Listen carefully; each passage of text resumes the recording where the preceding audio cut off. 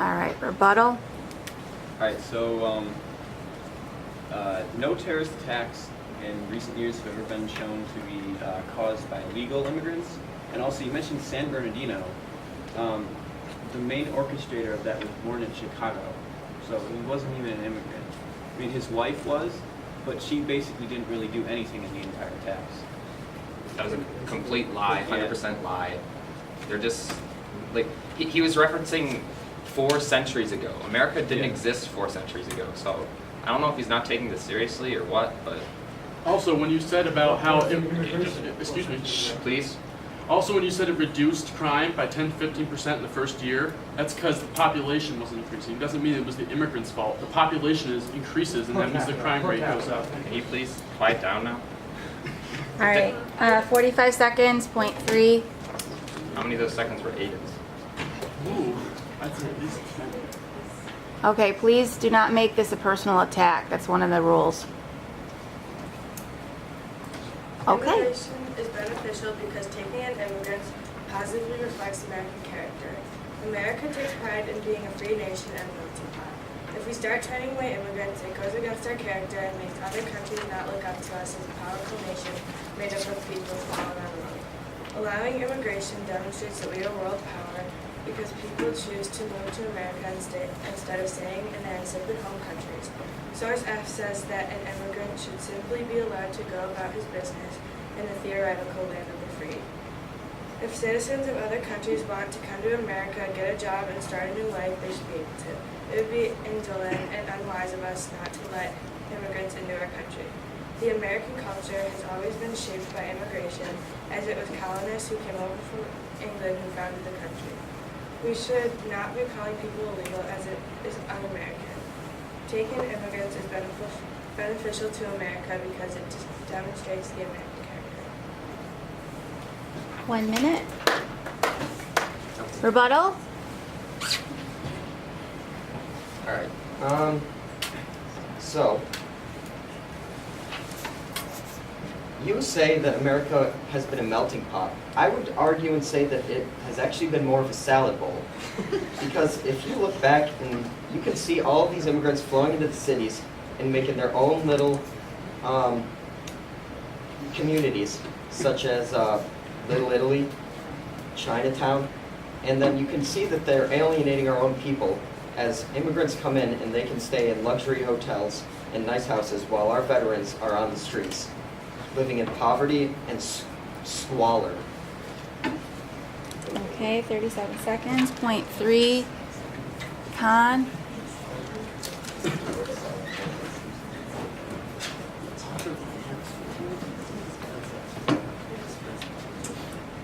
Amnesty. It allows the government of a nation to forget illegal acts.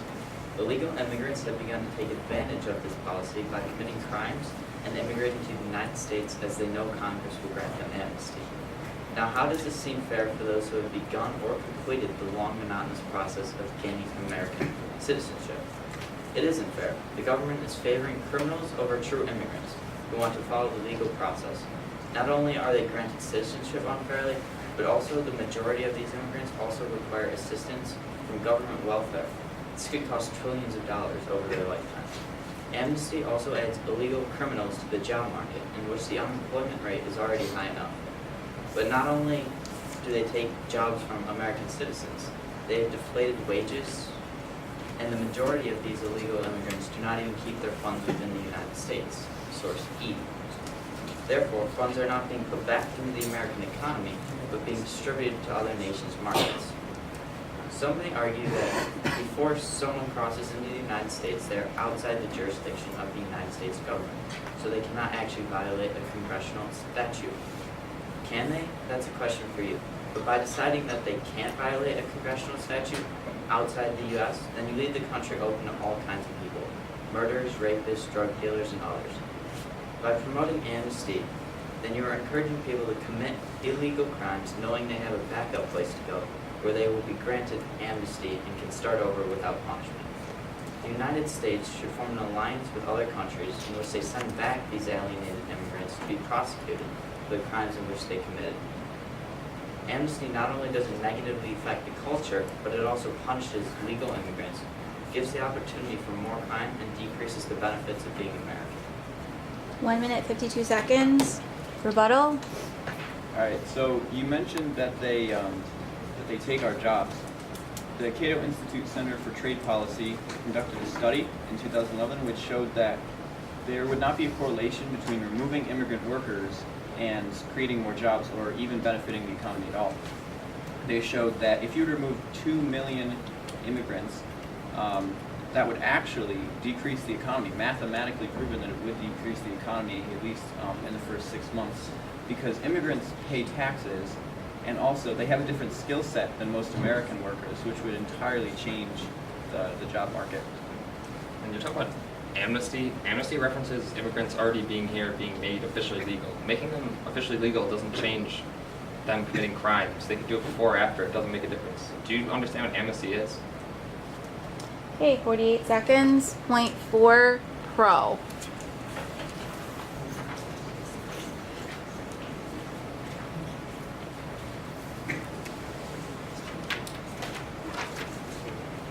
Immigrants are thought of as poor foreign people seeking a new homeland.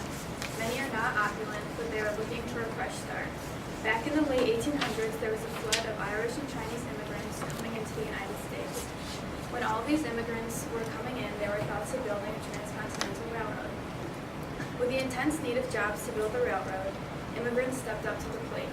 Many listless Americans were not willing to work out in the hot sun for many years building the railroad. With the willingness of Irish and Chinese immigrants to do the job, the railroad companies hired them to get the job done. Irish and Chinese immigrants did the dirty work for Americans when not many stepped up to help. With their help, the Transcontinental Railroad blossomed into a great new asset of the United States, in Sourceby. The Central Pacific hires Chinese laborers, and the Union Pacific hires Irish laborers to construct the first Transcontinental Railroad, which would stretch from San Francisco to Omaha, allowing continuous travel by rail from coast to coast. Continuous help from immigrants helped our nation to be more connected socially, politically, and economically. If it were not for the help of immigrants, the Transcontinental Railroad might have never been finished, leaving our nation divided. In the early 1900s, the majority of the population living in the slums and cities were the immigrants. They worked in the dangerous factories so that poorer Americans didn't have to. Providing hard, long labor led them to give the United States the goods that they needed without American citizens having to do the dirty work. In Sourceby, the United States offered jobs in industry and mines, on railroads, and in agriculture, and all at wage levels far higher than those in Mexico. World War I further increased the demand for Mexican labor. Jobs that were necessary but not liked by all were usually given to immigrants. With American men at war, immigrants stepped up and did the jobs that many of the men could not carry out while in battle. This helped the economy remain stable as well as the producing of goods. Looking back on history, immigrants have benefited our country in multiple ways, such as the building of our transcontinental railroad, connecting the two halves of our nation. The United States has been very lucky to have people come help with the tough jobs that many Americans do not want to participate in. 2 plus. Rebuttal? You talk about the Transcontinental Railroad, but that was a long time ago. We're talking about in the present day, in which there are many Americans that are uneducated and can not do many jobs and now could do a bunch of jobs, but they are taken over by the immigrants. You also commented on the fact that they help socially, but they created stripes between reformers and Americans who wanted to help those immigrants and then people who did not. And so, it's basically an argument between people who were for immigrants and those who were actual patriots. 40 seconds.